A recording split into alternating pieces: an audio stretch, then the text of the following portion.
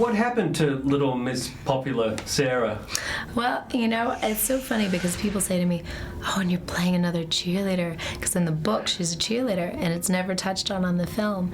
And I love the message that comes with, she explains to John, I had this friend group and I had this boyfriend, and he was not being the nicest guy to me and not letting me be myself.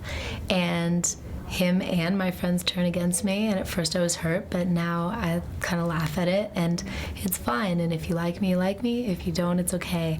I know who I am, and I'm not going to let people get in the way of that anymore. And I think high school is such a hard place anyway, to be able to stand up for yourself like that and to be your true self and whatever makes you happy, that's a great thing.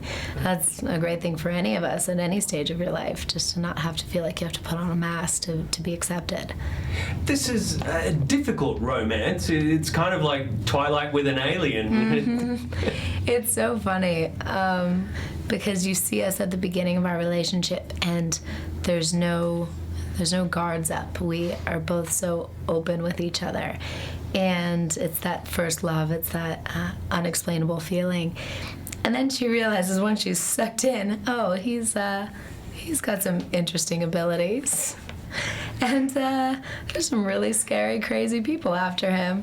But that was the other thing that I thought was so cool that DJ did.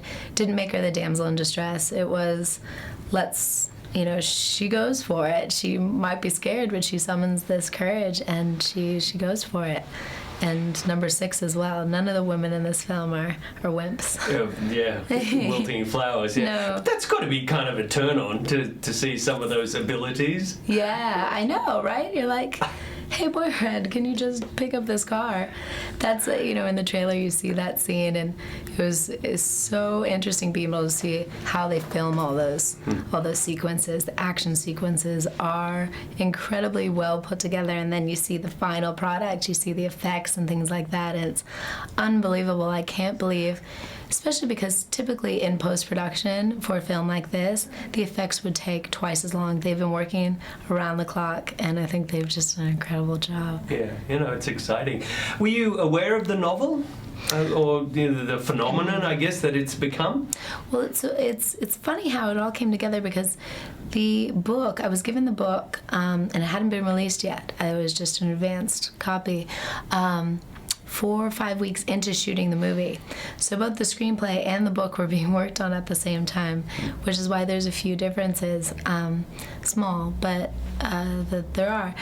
And I've been told that now the second book has, at least the first draft has been finished. But it is funny how, usually you think, oh, Harry Potter, and then it becomes famous, and then the movie, and it's just so interesting how they both have been going at the same time. While we're doing our first press for the movie being completed and things like that, the book is being released and all these things. So it's just a very interesting way to go about it. Well, it's got to be exciting being involved what could potentially, as you say, become huge. I mean, it wouldn't be bad. Not that you're not part of something huge already. It's an embarrassment of riches for you. Can you imagine? It's like, I don't know. Everything is what it's meant to be and should be. So I had the most amazing experience on this project, and that's something I'll always have no matter what happens.